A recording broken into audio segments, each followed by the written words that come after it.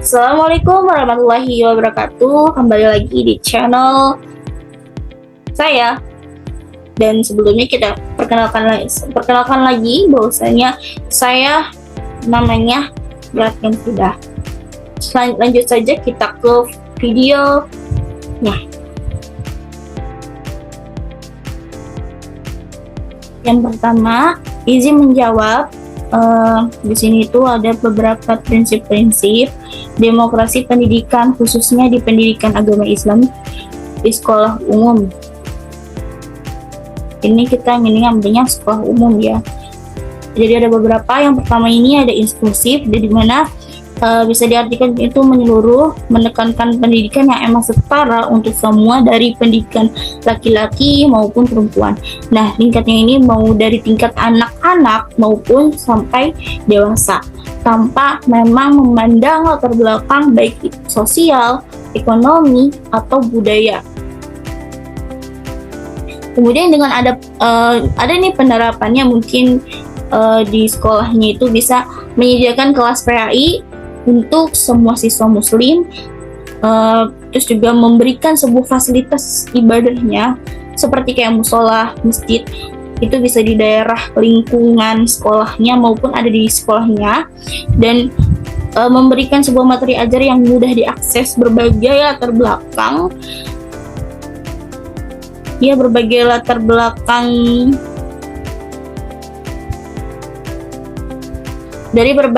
belakang dari latar belakang itu, dari nggak memandang latar belakangnya pokoknya.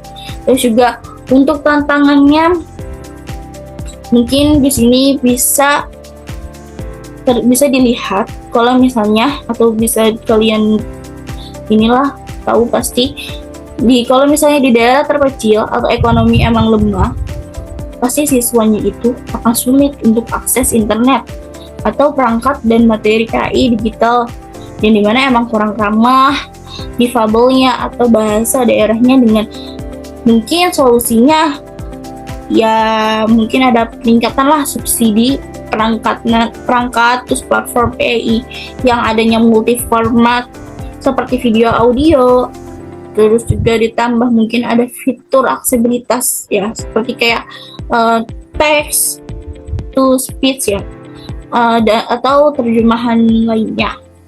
Karena kan daerah kecil itu biasanya tidak semuanya mengerti bahasa Indonesia di negara kita. Nah, selanjutnya itu ada keadilan, di mana ini maksudnya itu mencakup alokasi sumber daya, terus kemudian adanya pelindungan hak asasi manusia, dan peningkatan kesempatan pendidikan untuk semuanya. Nah, penerapannya ini dengan membagikan sebuah buku gratis, khususnya untuk PAI maupun yang lainnya, yang bisa sebagai buat untuk membaca gitu tentang Islam maupun non-Islam, maupun yang bukan Islam, maksudnya buku umum. Dan juga menyediakan guru yang berkualitas di semua daerah yang emang sanggup untuk masuk ke daerah terpencil, dan bisa memberikan dukungan khusus bagi siswanya dalam kebutuhan apapun itu. Nah, kemudian di sini juga ada tantangannya, mungkin guru akan sulit karena kan di daerahnya tuh marginal ya, dan mungkin tidak ada terlatihnya digital, terus PAI, terus juga tidak ada sebuah merata apapun itu buku tentang, mau itu buku digital ataupun buku yang biasa kertas, itu yang buku paket gitu kan. Terus juga di sini, dan si siswa itu mungkin di tantangan sini siswa akan berkebutuhan kurang dapat berdampingan online, karena yaitu nanti kita masuk ke poin selanjutnya, di situ dijelasin. Nah, terus solusinya itu mungkin bisa dengan adanya sebuah pelatihan digital untuk gurunya, terus ada repositori materi PI gratis yang terpusat, kemudian ada layanan konseling online yang inklusif. Kemudian di sini ada partisipasi aktif. di mana ini maksudnya tuh seluruh manusia termasuk siswa, guru, orang tua dan masyarakat itu harus terlibat dalam proses keputusan ya, pengambilan keputusan pendidikannya. Jadi tidak hanya keputusan itu dari atasan atau otoritas atau kepala sekolah saja atau yang lainnya yang di atas, yang pihak yang punya sekolah tersebut, tapi ya harus bersama-sama gitu. Terus juga mungkin bisa nih bukan bisa lagi tapi harus diterapkan juga ya, terapannya itu ya dengan melibatkan siswanya itu harus memilih tema PAI-nya tersebut. Terus orang tuanya juga dalam kegiatan keagamaan sekolah pun kayak seperti pesantren kilat itu harus dilibatkan juga, dan masyarakat pun sebagai narasumber kayak ustadz dari luar gitu ya. Terus untuk tantangannya juga mungkin dari orang tua atau masyarakatnya sulit terlibat karena di platform digital ya, itu salah satunya mungkin. Dan pengambilan keputusan didominasi yang emang memakai teknologi terus, karena kan tidak semua ya orang tua itu kadang ada yang gak mengerti juga kok tentang hal teknologi gitu. Jadi ya harus bisa dari pihak sekolah untuk mencari solusi gitu. Dan mungkin juga karena bisa aja orang tuanya tuh banyak kerjaan yang gak bisa ditinggalkan. Namun kalau misalnya ada sesuatu banyak, mungkin solusinya juga bisa nih kalau misalnya memang memakai platform digital ya, paling pakailah yang sederhana kayak seperti PA group tuh kan. Mungkin orang tua bisa tuh, atau enggak voice note, KPN, voice note gimana, atau enggak pakai V-call, atau enggak pakai Zoom, kan tinggal cuma pencet doang tuh link Zoom tersebut. Terus di situ juga kan untuk bermusyawarah gitu untuk pengambilan keputusan. Terus juga libatkan siswa atau orang tua itu via polling digital juga. Jadi jangan hanya satu pihak saja, apalagi atasan saja gitu.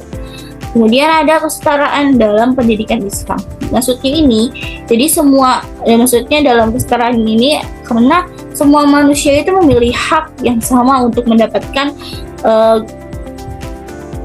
mendapatkan haknya, apalagi pendidikan yang emang harus berkualitas. Jadi di sini juga harus gak usah adalah diskriminasi yang berdasarkan gender, ras atau status sosial gitu.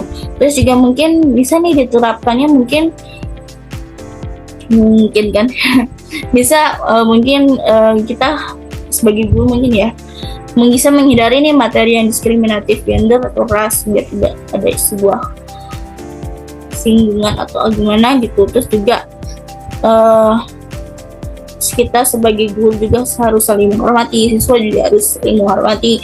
Terus juga memberikan kesempatan belajar nih untuk belajarnya itu bersama-sama. Jadi menggunakan sebuah metode yang emang bisa melingkupi si siswanya itu saling berinteraksi, yaitu salah satunya contohnya adalah berdiskusi bersama-sama. Nah di sini itu juga ada tantangannya loh. Tantangannya mungkin adanya sebuah algoritma yang emang rekomendasi konten yang dimana itu diskriminasi antara gender atau sosial. Terus juga ada resiko cyberbullying atau bullying yang emang berdasarkan latar belakang, dan ini kadang tampak kita sadari adanya sebuah bullying juga di siswa maupun sesama guru pun ya. Terus juga solusinya mungkin solusinya itu dengan modernisasi ketat konten ya diskriminatif, jadi dibuang lah kalau bisa tuh. Terus model literasi digital yang inklusif untuk guru ataupun siswa. Nah kemudian di sini ada yang terakhir ya, yang kelima ini. Di sini tuh ada konsisten dengan nilai-nilai, dimana segala proses dan isi pendidikan itu harus sesuai dengan prinsip dan ajaran Islam maupun syariat Islam maupun nilai-nilai norma. Nah, di sini tuh termasuk dalam mendidik si siswanya dalam hal eh, apa sih, dalam hal karakter yang berakhlak mulia, terus juga spiritual dan moral sesuai yang tadi saya sebutkan, sesuai nilai Islam. Nah, penerapannya itu bisa nih mengajarkan akidah, ibadah, dan akhlak Islam secara moderat, dan bisa menjadikan guru sebagai teladan juga nih kita calon guru gitu, dan bisa mengintegrasikan nilai-nilai Islam dalam kegiatan sekolah gitu. Terus mungkin di sini tantangannya dalam hal konten Islam yang emang kadang tuh tidak terfilterkan, yang kadang merujuk ke yang radikal atau misinformasi, dan interaksinya tuh virtual, terus mengikis kayak pengawasan akhlaknya itu tidak terjaga. Dengan ini solusinya mungkin adanya portal resmi materi PAI yang emang bermoderasi integrasi pendidikan akhlak digital dalam kurikulum. Tambahannya mungkin dalam mengatasi tantangan yang infrastruktur kolaborasi pemerintahan daerah swasta melalui program internet desa dan pelatihan digital berbasis pesantren dapat memperkuat nih demokrasi PAI, sekaligus bisa merefleksikan prinsip ta'awun atau bisa diartikan tolong menolong dalam Islam. Nah, dengan prinsip mungkin dengan ini bisa mencerminkan sebuah pentingnya pendidikan sebagai alat untuk mencapai keadilan sosial, pertumbuhan intelektual, dan pengembangan karakter dalam kerangka atau menyusun pada ajaran Islam, dan bisa diterapkan gitu dalam pengajarannya kayak tadi, dalam pengajaran mungkin dari akidah, ibadah, dan akhlak Islam yang secara moderat dan sesuai dengan ajaran Islam, dan bisa menjadikan ada seseorang suatu contoh ya gitu ya, kita seorang sebagai guru sebagai bisa jadi menjadi contoh, itu bisa tuh diterapkan juga di dalam prinsip ini. Yang kedua, izin untuk menjawabnya lagi dari pertanyaan yang berikut yang tadi, yang di atas yang ada di platform itu layar yang bisa kalian lihat di sini tuh mungkin adanya, bukan mungkin ya, tapi di sini ada ini isi tesis konsep pendidikan Ibnu Khaldun dengan model mungkin mulu dengan model pembelajaran PAI yang berbasis kurikulum merdeka. Nah, mungkin lagi maaf ya. Jadi yang pertama ini ada konsep pendidikan Ibnu Khaldun, di mana Ibnu Khaldun ini dia menekankan beberapa prinsip juga dalam pendidikannya. Yang pertama, pendidikannya sebagai proses sosial, terus yang kedua adanya penting akal dan pengalaman, dan yang ketiga metode pembelajaran yang bertahap, dan yang keempat dialog dan diskusi, dan yang kelima keseimbangan ilmu agama dan hukum umum, dan yang ketujuh kurikulum merdeka dalam PAI. Nah, di sini juga di kurikulum merdeka juga menekankan bahwa proyek penguatan profil pelajar Pancasila dengan menggunakan PA5. Terus juga di sini ada pembelajaran berdiferensi yang dimana menyesuaikan dengan metode dan kebutuhan setiap individunya. Terus ada juga pembelajaran yang kontekstual yang dia mengaitkan materi dengan realitas sosial dan lingkungan. Dan di sini mungkin ada sintesis keduanya dengan adanya pendidikan yang holistik. Terus juga ada metode pembelajaran yang aktif, mungkin bisa dengan menggunakan dialog ya, seperti diskusi, presentasi gitu.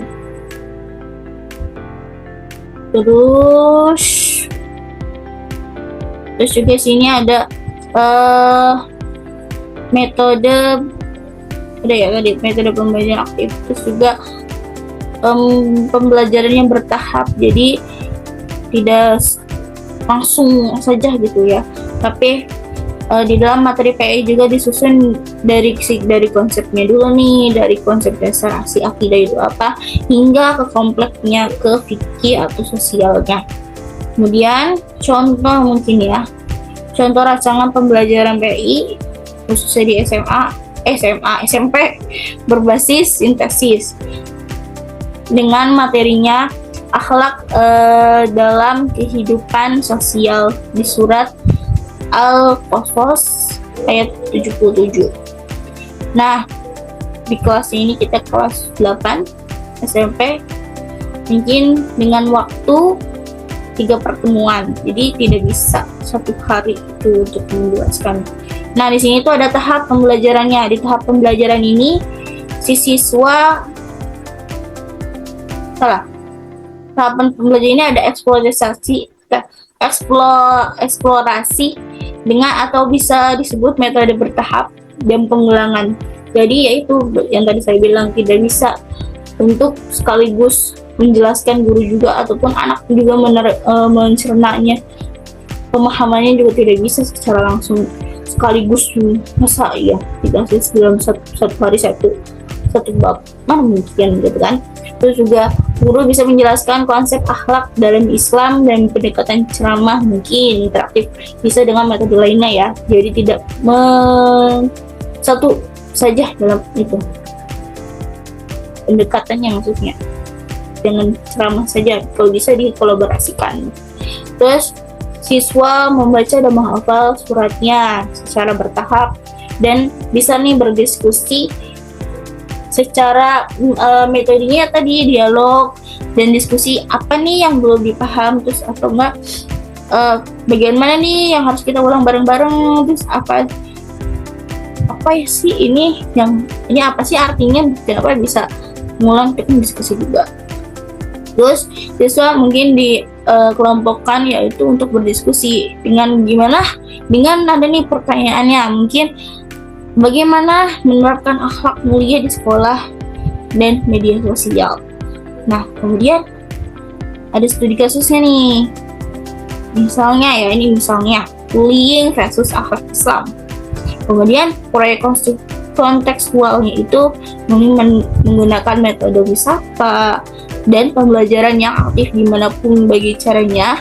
Kemudian mungkin bisa dengan kunjungan panti asuhan atau wawancara dengan tokoh agama atau para ustadz gitu ya, yang mereka kenal atau mereka di pengajiannya gitu, dengan menanyakan tentang nilai sosial dalam Islam. Terus juga dengan itu semua bisa nih dipresentasikan hasil observasinya dalam bentuk poster atau video pendek yang dia mungkin ceritakan atau mereka bikin sebuah karya yang kreatifnya itu.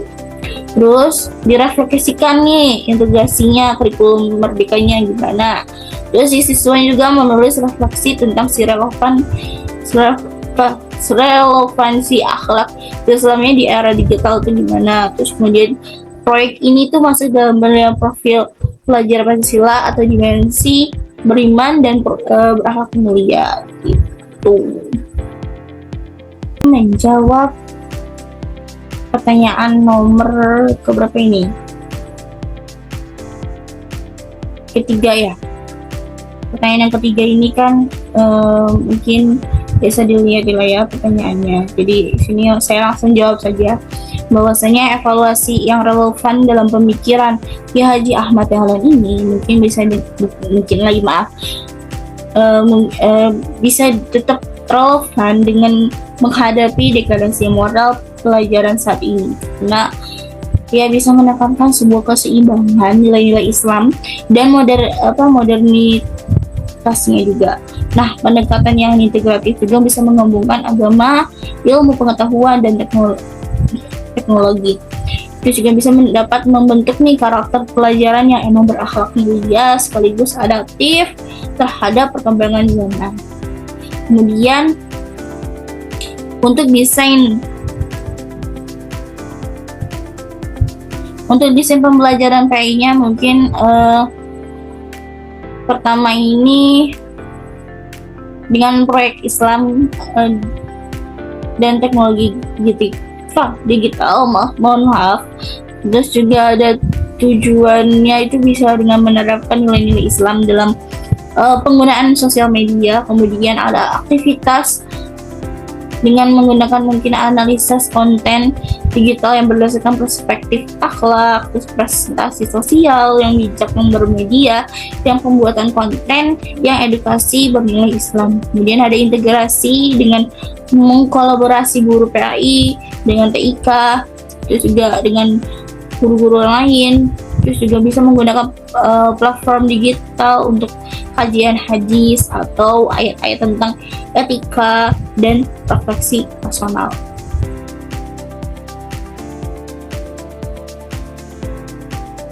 Oke, kita lanjut ke yang nomor 4. Izin untuk menjawabnya lagi, kalian bisa lihat pertanyaannya di layar. Jadi dalam analisis pemikiran Kiai Haji Hasyim Asy'ari tentang akhlak ya dalam dalam pengembangan karakter siswanya ya. Jadi di sini tuh bisa dengan tentang akhlak dan tawadu atau bisa disebut rendah hati, dan dimana kepada guru sangat ini relevan nih untuk mengatasi krisis keteladanan di era modern. Nah, penangkapannya pada abad belajar mengajar juga bisa membentuk nih karakter siswa yang menghormati ilmu, guru, dan profesi pendidikan lainnya, sekaligus juga mengimbangi dampak negatif individualisme dan degradasi sosial, moral. Nah, untuk penerapannya penerapannya dengan nilai-nilai dalam PAI yang pertama ini guru bisa sebagai role model, terus juga dimana guru itu harus konsisten nih untuk mencontohkan akhlak yang mulia itu seperti apa, yang harus bisa ditunjukkan ke siswanya, caranya gimana gitu, misal dalam sebuah kejujuran, keikhlasan, kesabaran, dan lainnya, agar si siswa itu bisa meneladaninya. Kedua, ada integrasi adab dalam kurikulum. Misalnya materi PAI ini maksudnya itu materi PAI ini menyisipkan kisah keteladanan ulama dan praktik muasyarah bil ma'ruf atau interaksi santun. Nah, di dalam diskusi kelas. Nah, yang terakhir ini ada pembiasan sikap ta'amud, di mana siswa itu diajak nih untuk bisa menghargai guru melalui praktek yang sederhana dulu nih. Dengan gimana? Dengan mendengarkan aktif, gurunya itu berbicara, menjelaskan gitu tanpa harus ada ribut-ribut segala, terus juga berbicara sopan dan mengutamakan sebuah etika dimanapun berada maupun di digital saat berinteraksi dengan guru maupun orang yang lebih tua darinya. Lanjut ya, kita ke nomor 5. Nomor 5, izin untuk menjawabnya, kalian bisa lihat pertanyaan di layar. Nah, dalam analisis pemikiran Ahmad Hasan dalam konteks kurikulum PAI, mungkin pemikiran Ahmad Hasan ini tentang purifikasi ajaran Islam yang emang berbasis Al-Quran dan hadis dan mendukung reformisme progresif dalam pendidikan, dan bukan sekedar emang hanya konservatisme. Nah, alasannya kenapa? Mungkin pertama ini nggak mungkin ya. Ini sebagai analisa saya aja. Adanya sebuah kritik terhadap Cokli, di mana Hasan emang menolak membentuk pembukuan pemikiran yang konservatisme ya, atau tradisional, dengan menekankan ijtihad dan penolakan terhadap taklim buta pada ulama masa lalu.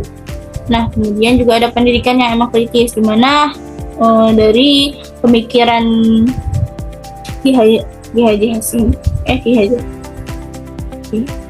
Ahmad Hasan ini pendidikan kritisnya dalam metodenya ya, dalam metode debat dan dialognya emang digunakan seperti dalam buku soal jawab yang mendorong siswa itu untuk berpikir kritis. Jadi bukan pasif saja menerima dogma. Terus juga integrasi ilmu dunia akhirat, Dimana kurikulum ini PAI itu ala Hasan ini mencakup ilmu agama dan sains geografinya, matematikanya bisa sebagai alat dakwah dan menunjukkan adaptasi dengan kebutuhan modern yang saat ini. Dan kesimpulannya bahwa pemikiran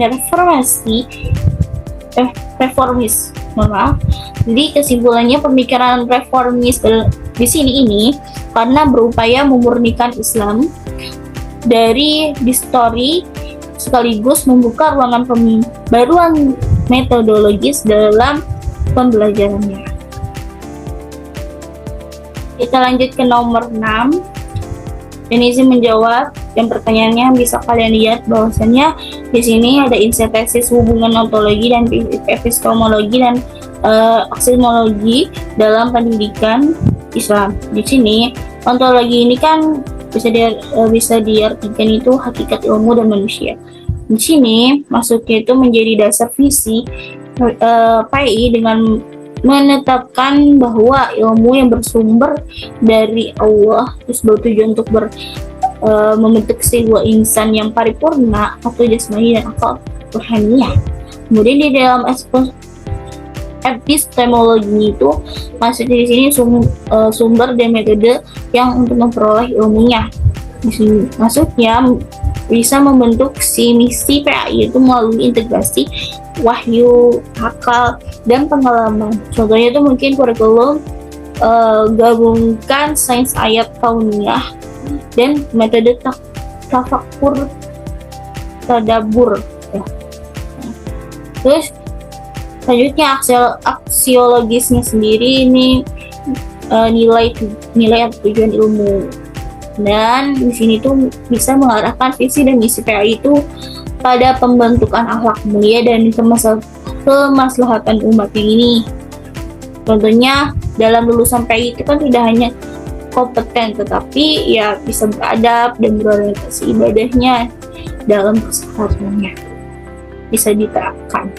Nah, untuk analisis landasan visi dan misi prodi PAI mungkin bisa contohnya visinya ini menjadikan program studi yang unggul yang menghasilkan pendidikan yang beriman, berilmu, dan berakhlak mulia dengan merujuk pada ontologi yang dimaksud hakikat manusia sebagai hamba maksudnya hamba Allah, dan aksiologi itu sebagai nilai ibadah akhlaknya. Dengan misinya ini bisa mengembangkan keilmuan berbasis Al-Quran, hadis, digolongkan termasuk epistemologi wahyu, dan juga bisa menjalin sinergi ilmu empiris spiritual yang bisa dimaksud itu epistemologi integratif, dan menanamkan nilai ketakwaan dan kepedulian sosial. Itu bisa termasuk aksiologisnya. 7. Jadi untuk menjawabnya lagi dalam pertanyaannya bisa kalian lihat di layar. Jadi evaluasi konsep ta'dib dengan tujuan pendidikan nasional ini kita jelasin dulu. Jadi ta'dib ini atau al-atos ini dia berfokus pada pembentukan insan adab atau manusia yang beradab, yang mengenalkan hakikat diri, ilmu, dan Tuhan secara hierarkis. Tujuannya juga bersifat transendental ya, seperti ibadah, akhlak mulia, khalifah. Kemudian pendidikan nasionalnya juga atau Sikdiknas dia juga menekankan bahwa pengembangan kompetensinya kognitif, afektif, psikomotorik, serta nilai Pancasila untuk membentuk warga negara yang amat produktif.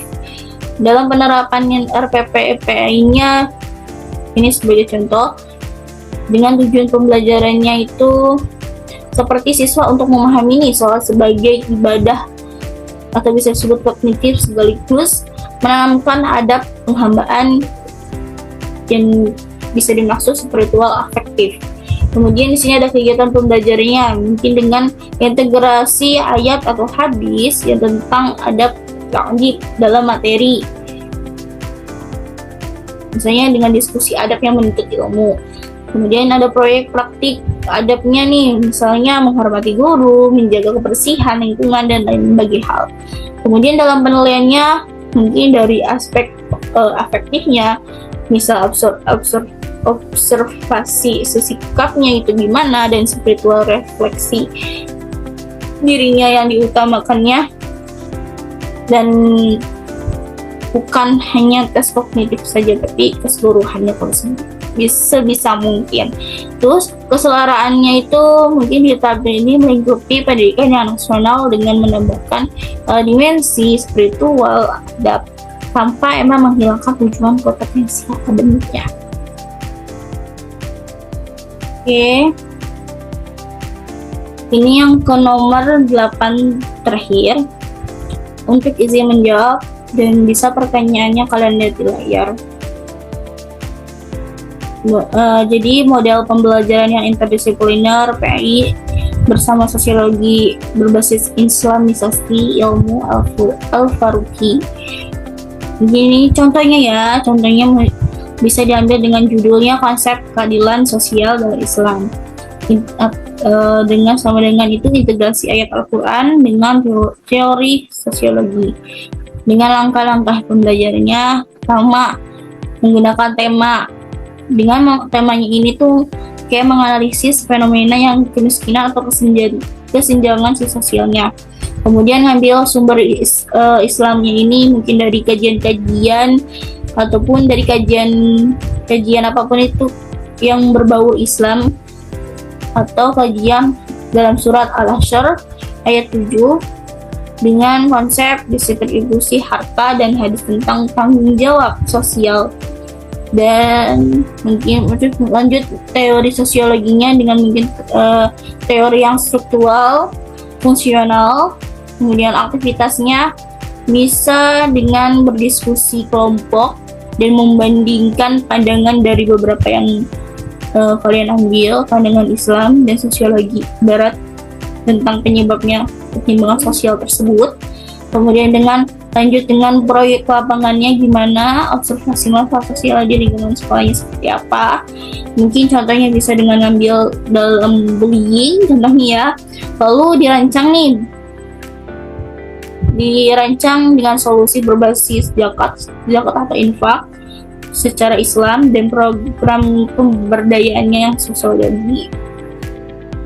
Kemudian lanjut dengan outputnya outputnya biasa dengan presentasi solusi yang integratif yang emang memadukan prinsip tauhid atau khalifah dengan strategi sosiologis. Nah, dasar pemikiran Al-Faruqi sendiri ini yang pertama ada Islamisasi ilmu, di mana mengkritikkan teori Barat dan sekuler dengan menyisipkan nilai tauhid di surat Al-Hujurat ayat 13 tentang kesatuan umat manusia.